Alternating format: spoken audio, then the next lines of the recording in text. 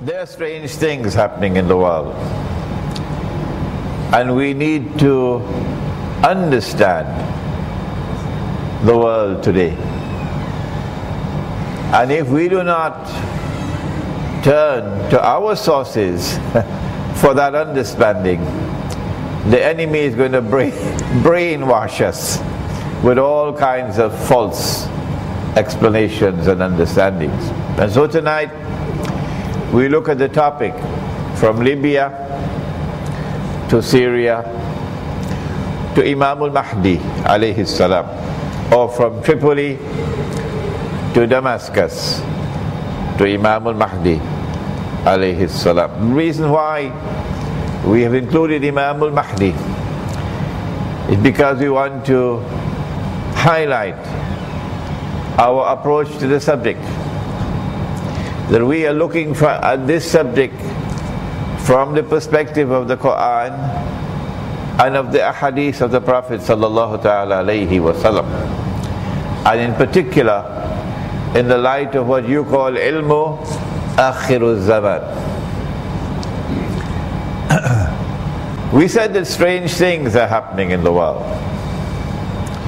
And in Surah An-Nahl of the Quran, Allah subhanahu wa ta'ala speaks, and this is what He says: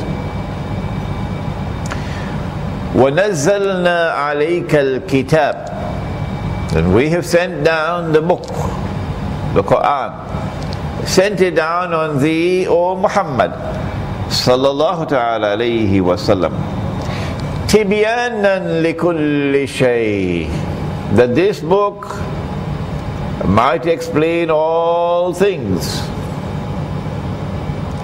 There has never been a stranger world than the dunya in which we are now living. And if we do not turn to the Quran for the explanation of this dunya today, we're going to suffer serious consequences for that. And in this Quran there is guidance. How should we live in this world? How should we respond to events which are mysteriously unfolding in the world? For example, it's an open secret, even schoolboys now know it, that the US dollar is about to collapse. But we've been saying that for the last 15 years. Where did we get that knowledge from? Is it that there is an angel coming to whisper in our ears? Or is it a jinn? No. We knew that the US dollar will collapse. But it has to collapse. It must collapse. Because of our study of ilmu akhiruz zaman, or what is called Islamic eschatology. In this Quran there is guidance. How do we respond to this chaotic world of money? And now everybody minting dinar and dirham. Even the Chinese non-Muslims are minting dinar and dirham now in Penang. 15 years ago, ours was a voice in the wilderness. That explanation and that guidance in the Quran has come as rahmah from Allah.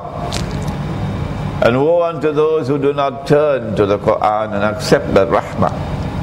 But those who do, and who locate it and who follow it, bushra lahum, good news and glad tidings for such people who are so faithful to the book of Allah.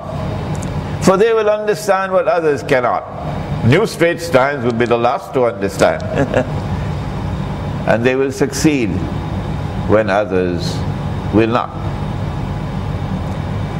We pay a price when we do not turn to the Quran. In Surah Al-Furqan, Allah subhanahu wa ta'ala places these words on the lips of Nabi Muhammad alayhi salatu wasalam. Which surah? Suratul Furqan. بعد أعوذ بالله من الشيطان الرجيم وقال الرسول And the Messenger of Allah said, Ya Rab, O my Rab, my Lord God, Inna qawmi, surely my people, that's you and I, Inna qawmi ittakhadhu hadha al-Qur'ana mahjura, surely my people have forsaken this Qur'an, surely my people have abandoned this Qur'an. That's a terrible complaint. And so now let us look at the world today, in which we have these mysterious Arab uprisings taking place, and look to the Qur'an and to He who was sent to teach the Qur'an for that which explains. Was it by accident that one people, one Christian people, launched jihad, yes, jihad, to liberate the Holy Land? They call it the Crusades. They were holy wars, so jihad. No other Christians joined them in it. And on their way from Europe to the Holy Land, they fought against their own Christian brothers, the Byzantine, Eastern Orthodox Christians. What is it that explains Europe's obsession with liberating the Holy Land? Is it by accident, or does it form part of a bigger plan? The Crusades continued for hundreds of years, until eventually, when General Allenby entered into Jerusalem at the head of a British army, and with Muslims fighting in that army, defeating the Ottoman Islamic Empire. General Allenby entered into Jerusalem in October or November 1917 and declared, today the Crusades have ended. In other words, a modern secular Britain was still pursuing a holy war launched by a pope, a Roman Catholic pope in Rome. What is it that explains? Is this an occurrence that is happening by accident? And then after that, Britain issued the Balfour Declaration. That is the intention of the British government to work for the establishment of a Jewish national home in the Holy Land. Is this by accident? And then after that, Britain becomes the mandate power controlling the Holy Land. And during that time, between 1918 and 1948, for 30 years, the Jews are allowed to return to the Holy Land. Not Banu Israel. Banu Israel are still in Yemen, and in Iraq, and in Iran, and in Morocco. No, these are white people who become Jews. They have no genetic links at all with Arabs. They're not cousins of the Arabs. They're not from Ishaq alayhi salam. And the Arabs are from Ismail alayhi salam. And so genetically linked as cousins. No.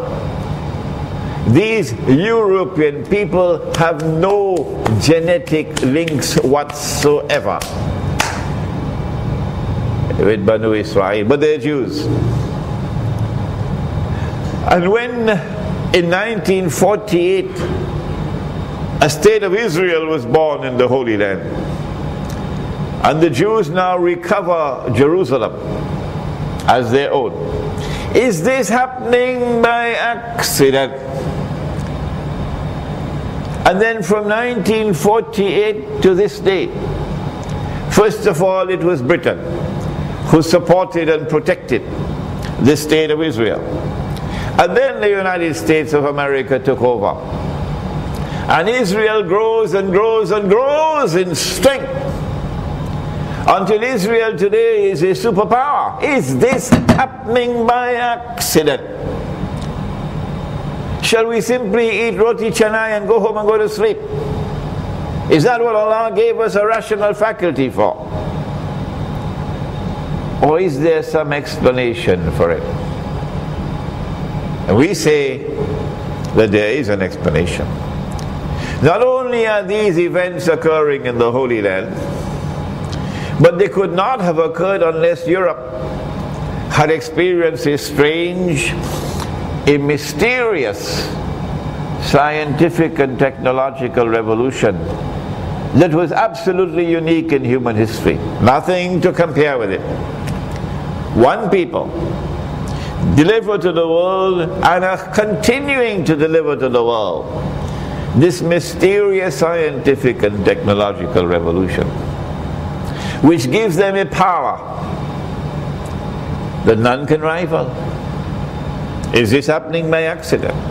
And then they apply that power to military technology, and they attack at the point of a sword, and they occupy and they colonize the rest of the world, and they destroy the Khilafah. Oh, but the Khilafah is a part of Islam. Is this happening by accident? And they do not decolonize until they have done some work. They take the money that Allah gave to us, the money that is the sunnah money, the gold and silver coins, the dinar and dirham. They take it out of the market.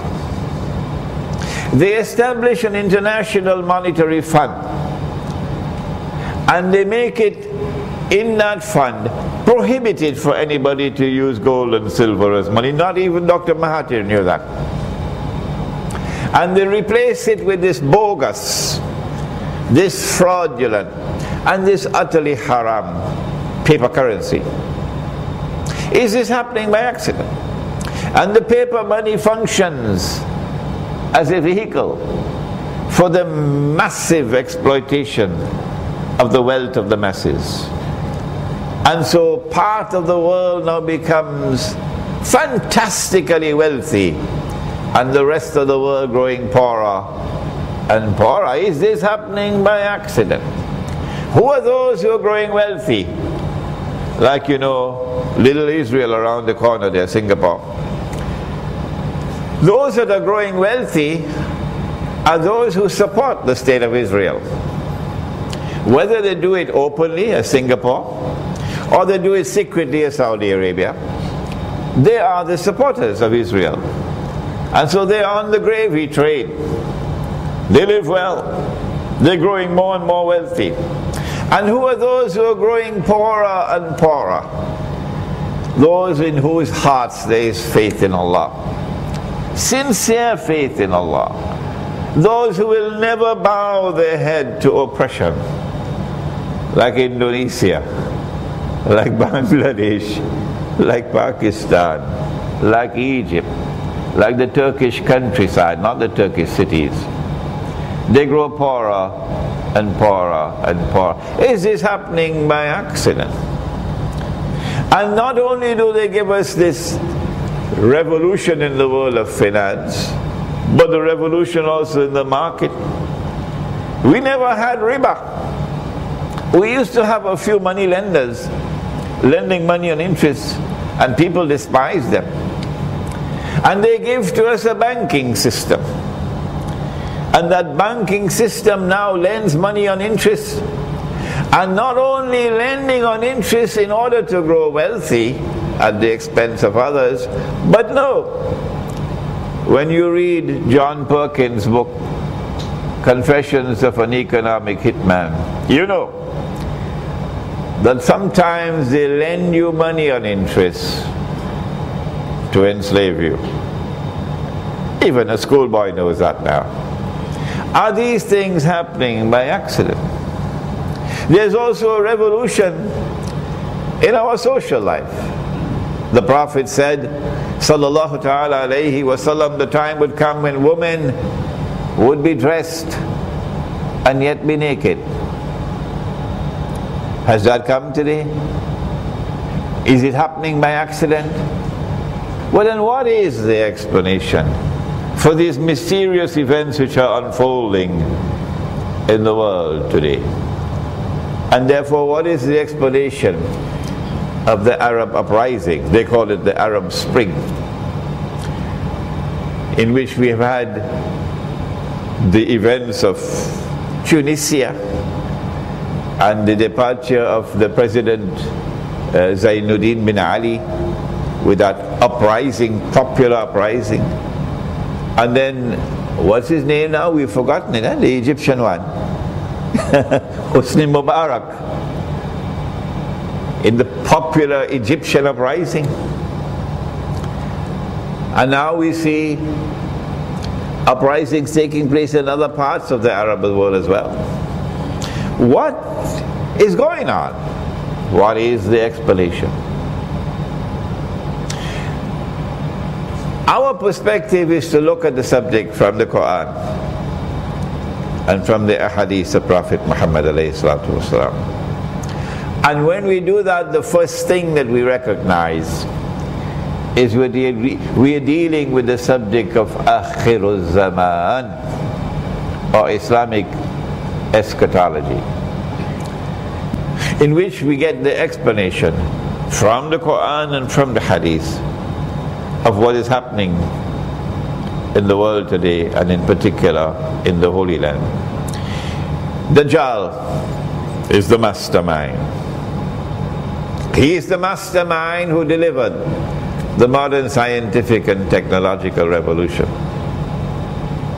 He is the mastermind who engineered the liberation from the perspective of the Jews of the Holy Land, the restoration of a state of Israel in the Holy Land, the return of the Jews to Jerusalem to reclaim it as their own, and the growth of that Israel to the state in which it is today, poised to replace the United States of America as the third and last ruling state of Dajjal's three ruling states. Where did Imran Hosein get this knowledge from? We never heard it from anybody else. We never read it in any book. No expert in international affairs ever spoke about this. This is the benefit of going to the book of Allah. This is the benefit of going to Nabi Muhammad alayhi salatu wasalam. And don't expect that the answers are going to come to you overnight. It's a long, long process. Why does Israel want to rule the world? They said, and now you can see the lies. When you understand the subject, you can see the lies. They said 60, 70 years ago, all that we want to do is to create a home for the Jews. That's all. In the Holy Land. That's Balfour Declaration. That was a lie. You're not creating a home for the Jews. You're creating a state that will one day seek to rule the world. Are we not going to fall for your lies? Not Muslims. Why does Israel want to rule the world?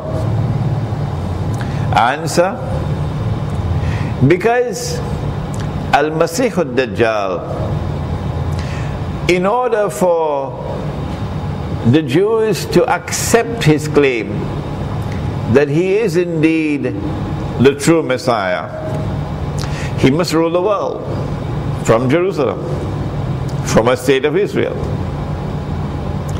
Otherwise, nobody is going to believe him. In order for the Jews to believe that this is indeed the true Messiah, Dajjal, he's got to get rid of this bogus paper money. Every Jew knows that this is bogus, this is fraudulent, this is haram. Maybe the muftis will know it tomorrow. And Israel has to bring back gold and silver as money. If Israel does not have gold and silver as money, no Jew will accept this man as the Messiah. And so the world is going to come back to gold and silver as money. If Israel is to rule the world,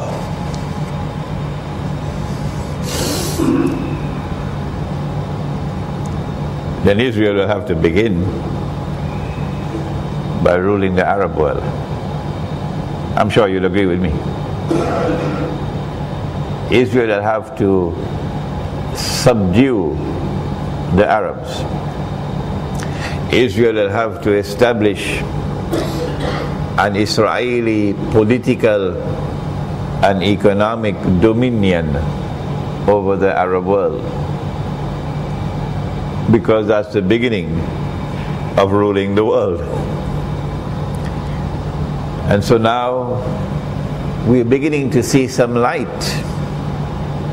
Now that we have understood from our Islamic eschatological perspective, ilmu akhir zaman, that Israel wants to rule the world.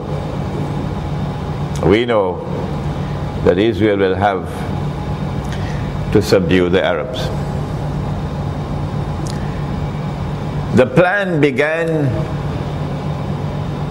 with the first ruling state, Britain, and the establishment of Pax Britannica. And then came the second ruling state, the United States of America. And the sterling pound is no longer the international currency.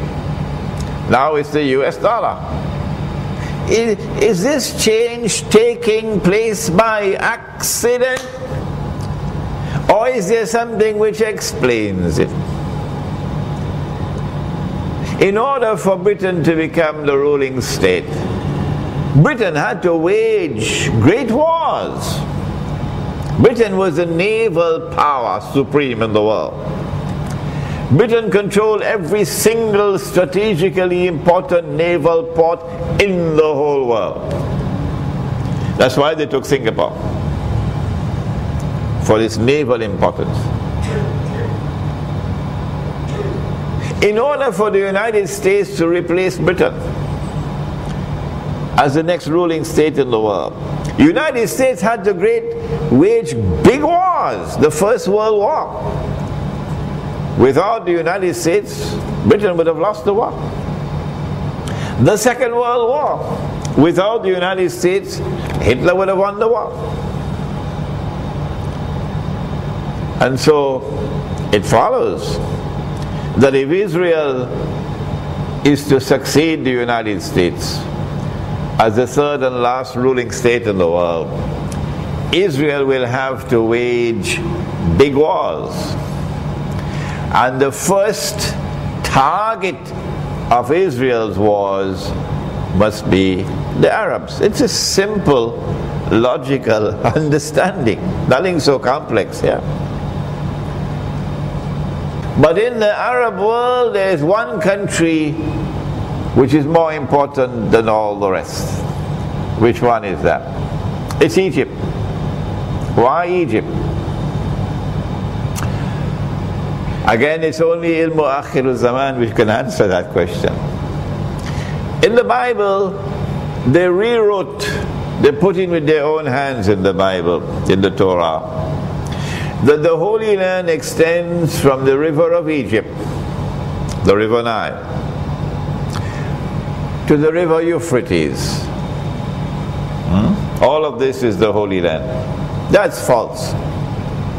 When we go to the Quran, and we go to the ahadith of Nabi Muhammad ﷺ, we know that this is false. But it's there.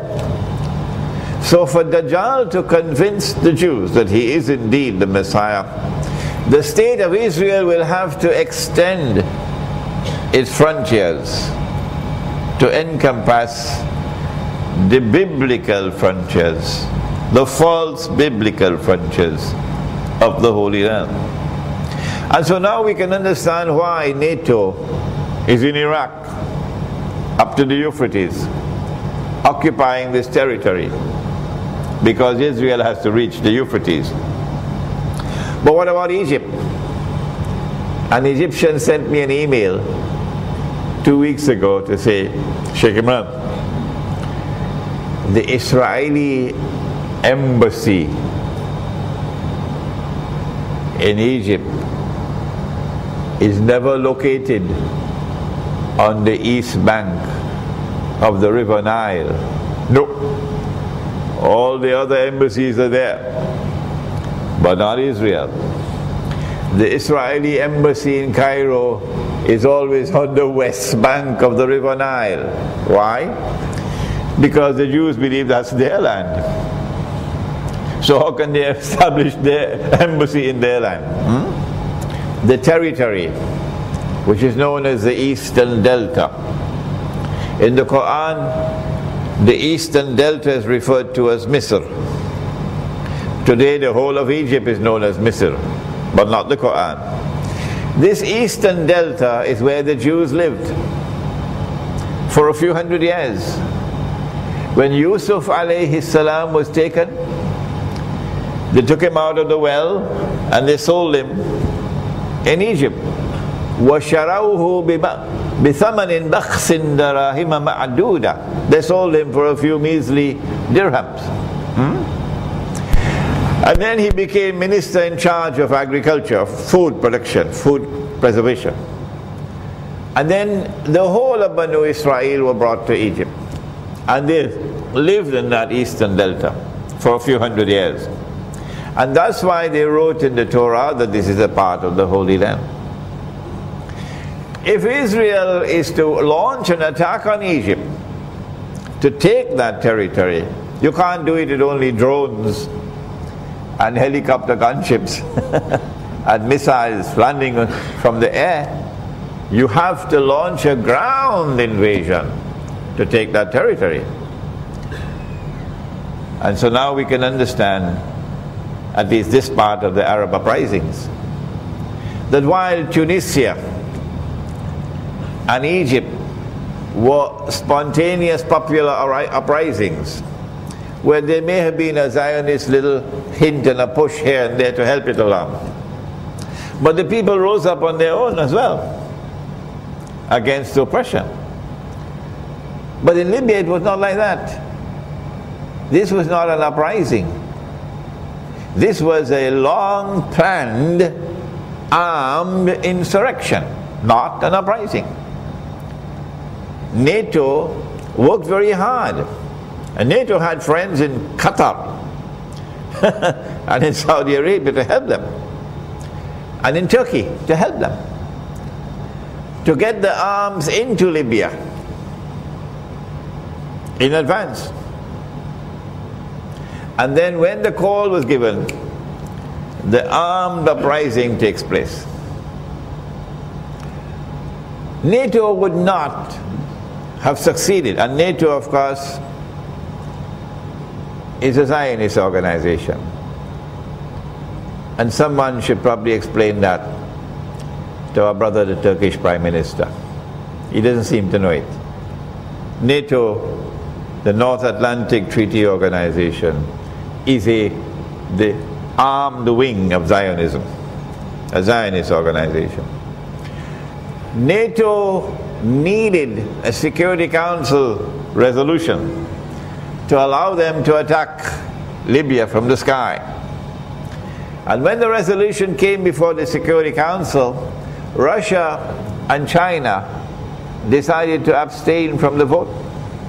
Why did Russia and China act in this way? Is there collusion between Russia and the Zionists, between China and the Zionists, or is there another explanation? It's a very important question for us to seek to answer. On my website, there's an essay in which I've attempted to answer that question. Lessons from the Zionist attack on Libya. That's the title of the essay. We need not go into that explanation now. What are the implications of the success of NATO? and of the Muslims in Libya who launched the attack and succeeded, at least in Tripoli, in bringing down the government of Muammar al-Gaddafi, and then winning recognition, diplomatic recognition around the world, even Malaysia, one of the first states to recognize the new regime in Libya was Malaysia. All the pro-American governments in the world quickly recognized. But surprisingly, Russia also recognized, and China also recognized very quickly. The ones who held out and are still holding out are the ones who truly have sincerity in their hearts. And that is Hugo Chavez in Venezuela. I am not going to recognize this government. Evo Morales in Bolivia. I'm not going to recognize this government. And some other South American states. The implications of the fall of the Libyan government is that NATO, the North Atlantic Treaty Organization, will now be in Libya for the next 25 years. They're not going to leave. They wanted Libya for a particular reason that our Muslim brothers could not understand. Eating halwa. They wanted to be in Libya because Egypt is the target. And you have to send in ground troops into Egypt. You can't do it with drones as you're doing it in Pakistan. And so now with the success in Libya, when Israel launches her attack on Egypt, Israel will launch the attack from the east, and NATO will launch the attack from the west, ground troops. This is in addition to the air, and this is in addition to a naval blockade of Egypt. Will the Egyptian government survive? Will the Egyptian state survive? And given the pathetic state of Islamic scholarship today, I see no reason why. It's going to hurt the Egyptians, and we have a few Egyptians here tonight, I believe. It's going to hurt the Egyptians for me to say this. I don't see any obstacle in the way of their achieving their objective in Egypt. But they're not going to stop with simply seizing the eastern delta. They're going to break up Egypt into small bits and pieces so that the small bits and pieces can never pose a threat to Israel. Let us now leave Libya and come to Syria. We don't have time for Yemen. We don't have time for Bahrain. We don't have time for Saudi Arabia. Syria. Syria is so complex a case. You cannot say that it is an uprising because the Zionists are actually recruiting people, paying them, arming them to go and fight in Syria. The Turkish forces are also doing the same, instigating people to go and fight and providing them with arms and weapons. This is therefore not a popular uprising. This is like Libya, an insurrection.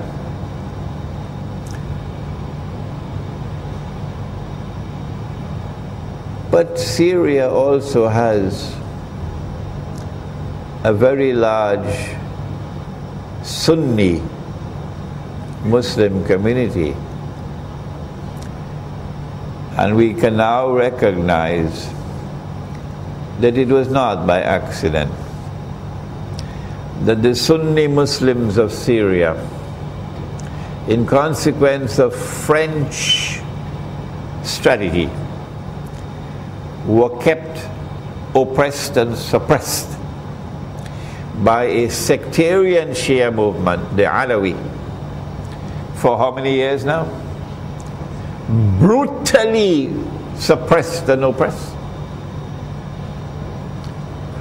And so when the time comes and they can smell the breath of freedom, there will be certainly an element of popular uprising as well in Syria.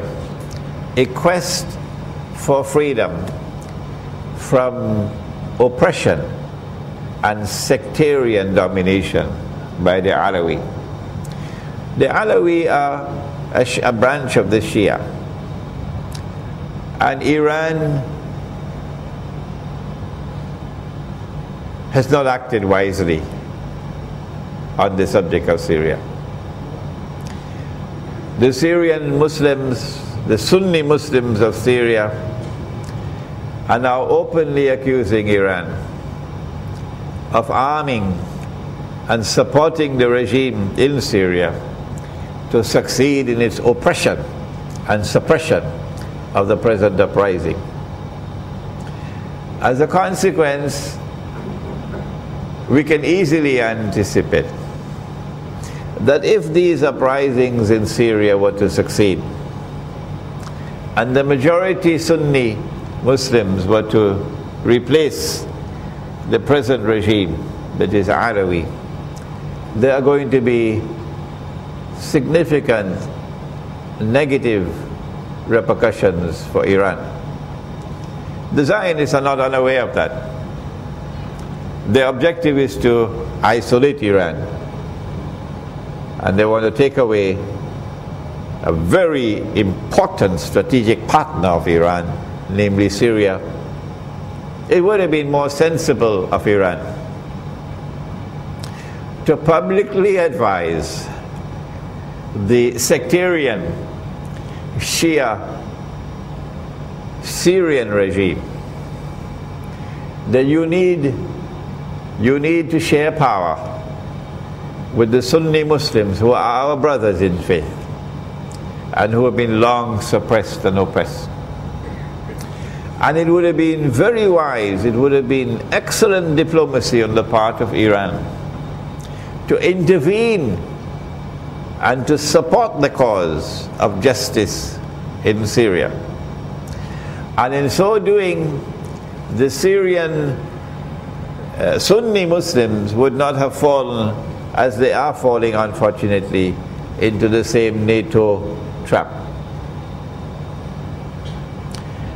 There are implications in Syria. I don't know whether the insurrection will succeed. Russia and China have just vetoed. It didn't come to the Security Council, it was vetoed before it came to the Council. A similar resolution as they had on Libya. So with the Russian and China, the vote was 9 against 2. With the Russian and Chinese veto, it means that there is no possibility for NATO to intervene militarily. And therefore there is a likelihood, I don't know, the likelihood that the regime would survive in Syria. But from our Islamic eschatological perspective, we don't look at the subject merely in the short-term perspective. We will focus, and I hope my students in different parts of the world will concentrate on this. We will focus on Damascus in this context, that the sign of all signs of Akhirul Zaman is the return of Nabi Isa alayhi salam. The Pope doesn't know it, but we know it because of the hadith in Sahih Muslim, that when Nabi Isa alayhi salam returns, he's going to return in Damascus. And so events that are unfolding in Damascus are of supreme importance for us. That prior to the return of Nabi Isa alayhi salam, Imam Mahdi must emerge. And when Nabi Isa alayhi salam returns, Imam Mahdi will be in Damascus, in the masjid. It is becoming fashionable by some of the intelligentsia in Pakistan, for example, to discount the ahadith on Imam al-Mahdi as fabrication, because Allama Iqbal, or Dr. Muhammad Iqbal, dismissed them in his book entitled A Reconstruction of Religious Thought in Islam. And Ibn Khaldun also dismissed them as fabrications, which is why Ibn Khaldun is so famous in the Western world. Now you can understand why. Because he dismissed the ahadith on Imam al-Mahdi alayhi salam as fabrications. What they didn't understand is that there's a divine method. That when Allah subhanahu wa ta'ala sent the Messiah the first time, He raised a man to prepare the way for the coming of the Messiah. That man was his cousin,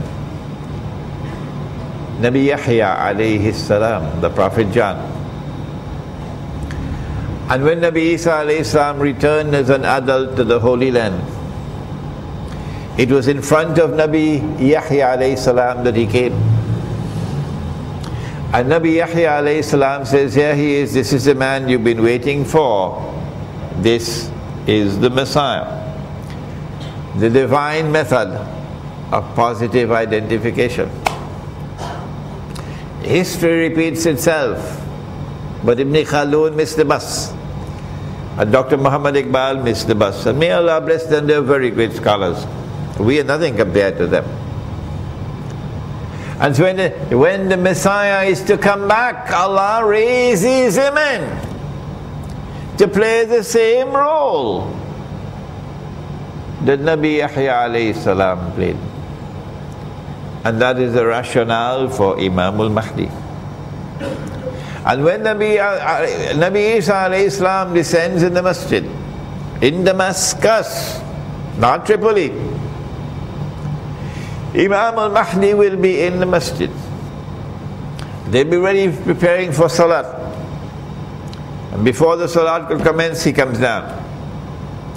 And Imam al-Mahdi will look at him and say, this is the Messiah.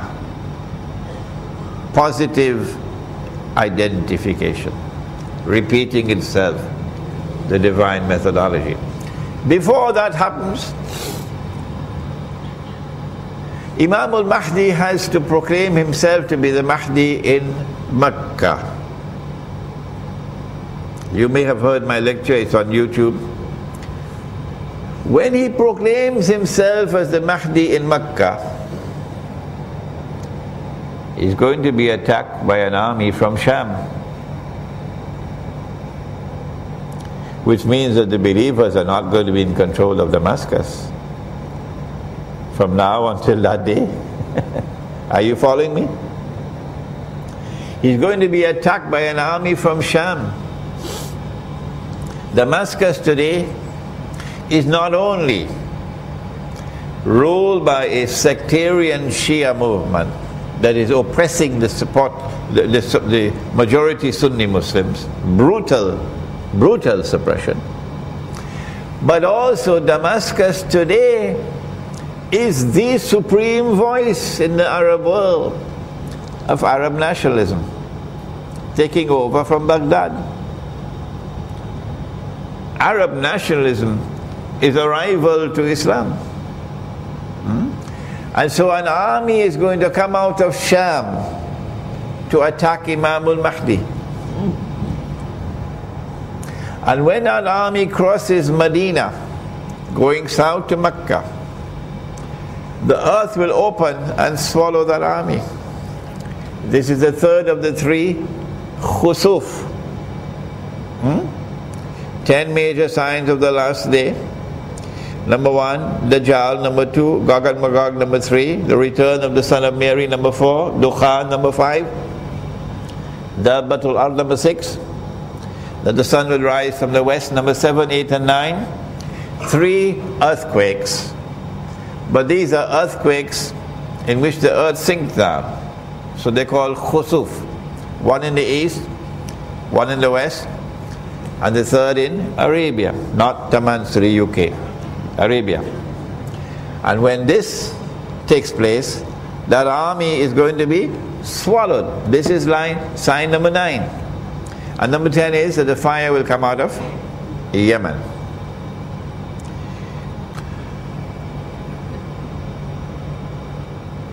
Damascus has one more importance,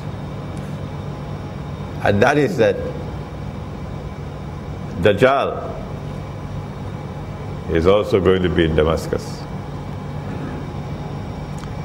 When Nabi Isa alayhi salam comes down, Imam Mahdi is in the masjid. The salat takes place. After the salat is over, Imam Mahdi, the Nabi Isa alayhi salam will say, open the gates, because the masjid is barricaded. And Dajjal will be outside. And when Dajjal sees Nabi Isa alayhi salam, his fright will be such that he'll melt the way salt melts in water. And so we do not treat Damascus so easily. We do not analyze the uprisings and the insurrection in Damascus, in Syria, from a limited perspective. Rather, we're looking at it in a long-term perspective. What's going to happen between now and that moment, when Nabi Isa alayhi salam returns? We know that Israel will have to wage a big wars. Maybe we postpone our international Islamic retreat because we're expecting those wars to commence soon, maybe within the next 1 year. I leave you with these thoughts. What we've done tonight is to touch the subject of Syria from our long-term perspective. Iran is going to suffer serious consequences if there's regime change in Syria. Iran will be isolated. The attack on Iran is pre-planned. I don't think it's because they want to simply destroy the nuclear plants in Iran. I think they have a more important perspective, that they want regime change in Iran. They want a virulently Shia regime in Iran that will become more amenable to building a relationship with Israel. The attack on Pakistan is coming. And when the attack on Pakistan takes place, it will be for the purpose of destroying Pakistan's nuclear plants and dismantling Pakistan's nuclear weapons. Israel cannot launch a big wars when Muslims have a weapon that they can use effectively against Israel. It follows, therefore, that perhaps the first attack will be Pakistan. What we have done tonight, and time is now up, is to look at this perspective look at this subject from the perspective of Islamic eschatology. And when you do that, you'll see a pattern emerging. A pattern which is showing you Israel inching, moving forward little by little towards her eventual objective of launching her big wars.